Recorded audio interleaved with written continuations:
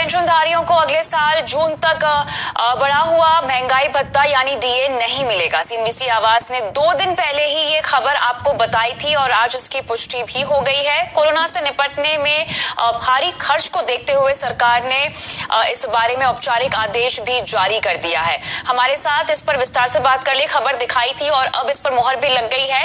सरकार का आदेश जो आया है उसमें क्या क्या कहा गया है?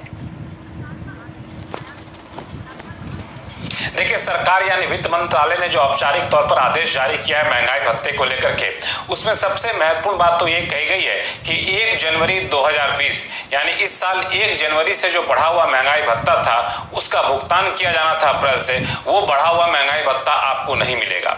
इतना ही नहीं, इस 1 जनवरी के बाद 1 जुलाई से भी महंगाई भत्ता में बढ़ोतरी की जानी थी, वो भी अब बढ़ोतरी नहीं की जाएगी। उसके बाद 1 जनवरी 2021 यानी अगले साल 1 जनवरी से जो महंगाई भत्ते में बढ़ोतरी की जानी थी वो भी महंगाई भत्ता अब नहीं बढ़ेगा। यानी महंगाई भत्ते में बढ़ोतरी की जो 3 किस्त है, 1 जनवरी 2020, 1 जुलाई 2020, 1 जनवरी 2021, ये तीनों बढ़ोतरी जो है सरकार ने रोक दिया है, यानी अब ये बढ़ोतरी नहीं करेगी। यानी अगली बढ़ोतरी अब आपको अगले साल 1 जुलाई 2021 में देखने को मिलेगी। हाँ, ये बात जरूर है कि अब तक जो महंगाई भत्ता जिस दर पर आपको मिल रहा होता उस दर पर आपको महंगाई भत्ता मिलता रहेगा, लेकिन उसमें कोई बढ़ोतरी नहीं होगी। और एक और खास बात इस ऑर्डर में यह है कि इस बढ़ोतरी को जो रोका गया है उसका भुगतान आपको एरियर के तौर पर यानी बकाया के तौर पर नहीं किया जाएगा। और इससे कम से कम जो मेरी जानकारी है 48 लाख जो मौजूदा कर्मचारी केंद्र सरकार और राज्य सरकार के उन पर असर पड़ेगा।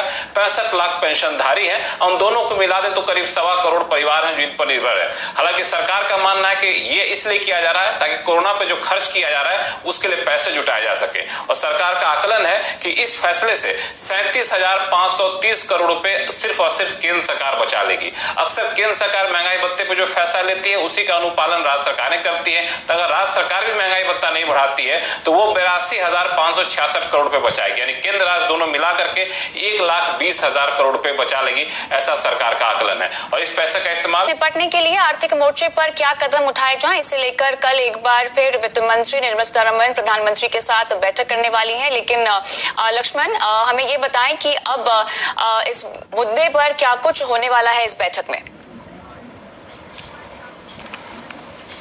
देखिए, इस बैठक में जो मुझे जानकारी मिली है उसके मुताबिक कल दोपहर में जो बैठक होगी उसमें दरअसल जो आर्थिक राहत पैकेज जिसका हम सब लंबे समय से इंतजार कर रहे हैं, इंडस्ट्री इंतजार कर रही है, उसकी बारीकियों को अंतिम रूप दिया जा सकता है। पिछले हफ्ते प्रधानमंत्री के साथ घंटों बैठक की वित्त मंत्री ने, और माना जा रहा है कि उस समय जो मसौदा पेश किया गया था उसमें कुछ बदलाव की सिफारिश प्रधानमंत्री ने उस बैठक में की थी। अब उस बदलाव के साथ फिर नए सिरे से प्रस्तावों को रखा जा रहा है और कल बैठक में कोशिश की जाए कि उन प्रस्तावों को अंतिम रूप दिया जाए और इस बीच अलग अलग क्षेत्रों से सुझाव आए हैं उनको भी इसमें शामिल किया जाए। यह बैठक ऐसे समय में की जा रही है जब आपको अगले ही हफ्ते सोमवार को प्रधानमंत्री सारे राज्यों के मुख्यमंत्रियों से मिलने वाले हैं। तो मुझे लगता है कि सरकार की कोशिश ये है कि कोरोना से जिन जिन सेक्टर पर सबसे ज्यादा असर पड़ा है उनको किस तरह से राहत दी जाए, उसकी रणनीति बनाई जाए। उसी रणनीति के तहत यह बैठक महत्वपूर्ण मानी जा रही है।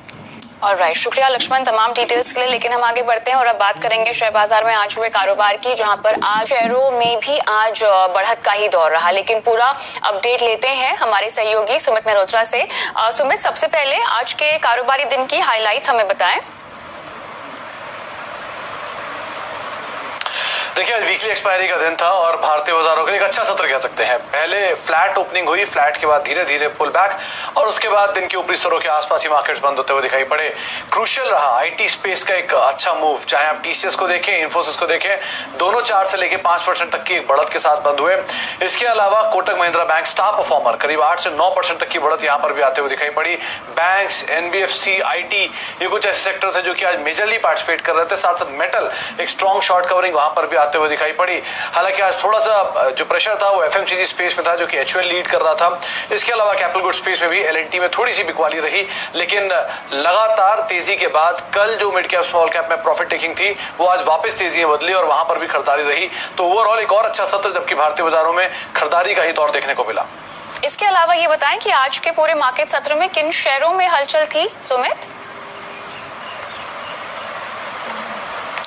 देखिए, शुरुआत तो करेंगे निफ्टी गेनर्स के साथ, जहां पे कोटक महिंद्रा बैंक लीड कर रहा था, 9 से 10% तक का उछाल देखने को मिला। इसके अलावा टीसीएस दोबारा 7 लाख करोड़ के ऊपर पहुंचता हुआ 4% का यहां पर भी उछाल था। इन्फोसिस में भी एक अच्छी खासी तेजी देखने को मिली और आईसीआईसीआई बैंक भी लगातार बिकवाली के बाद एक पुल बैक में आज कामकाज करता हुआ दिखाई पड़ा।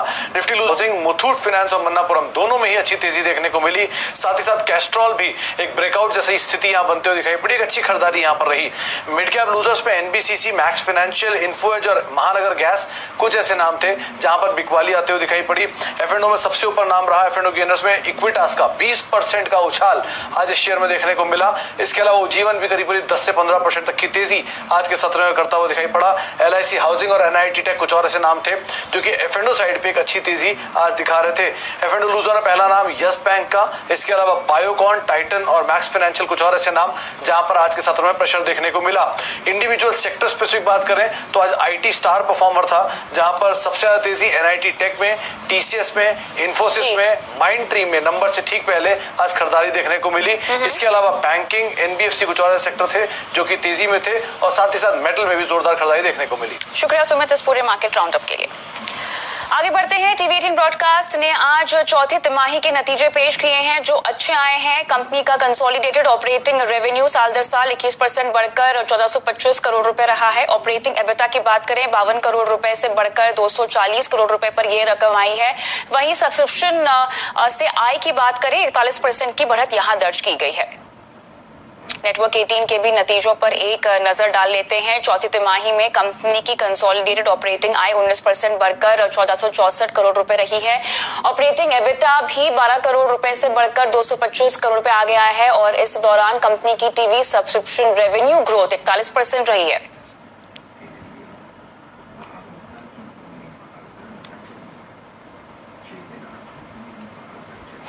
आपको